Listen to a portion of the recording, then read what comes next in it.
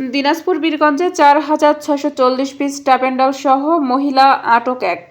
আসসালামু আলাইকুম, স্বাগত জানাচ্ছি দৈনিক নয়া খবরে। সাথে আছে আমি ফারিয়া ইসলাম। এতক্ষণ শুনছিলেন সংবাদ শিরোনাম, এখন দেখবেন বিস্তারিত। দিনাজপুর প্রতিনিধি রণজিৎ সরকার রাজের তথ্যচিত্রে বিস্তারিত। দিনাজপুরের বীরগঞ্জে বিপুল পরিমাণ মাদকদ্রব্য ট্যাপেন্ডাল উদ্ধার করেছে পুলিশ। এ সময় ৪,৬৪০ পিস ট্যাপেন্ডাল সহ মোসাম্মদ জুই আক্তার ১৯ নামের এক মহিলাকে আটক করে।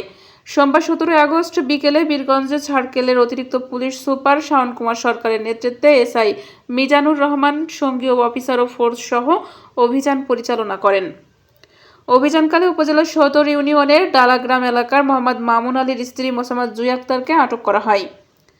বীরগঞ্জ থানার sub inspector OC charge Mohammad Jahangir বাদশাহ রনি জানান, অভিযানে মোসাম্মদ জুই আক্তারের স্বামীর বাসা থেকে ৩৪০ পিস উদ্ধার করেন। এরপর ব্যাপক জিজ্ঞাসাবাদের পর আটক আসামির বাবার বাড়ির সুজালপুর ইউনিয়নের বড় শীতলাই গ্রামে আবুল হোসেনের বাসা থেকে ৪,৩০০ পিস সহ মোট ৪,৬৪০ পিস ট্যাপেন্ডাল উদ্ধার করা হয়েছে। এ ঘটনায় তার বিরুদ্ধে আইনগত ব্যবস্থার প্রক্রিয়াধীন রয়েছে বলে জানিয়েছেন।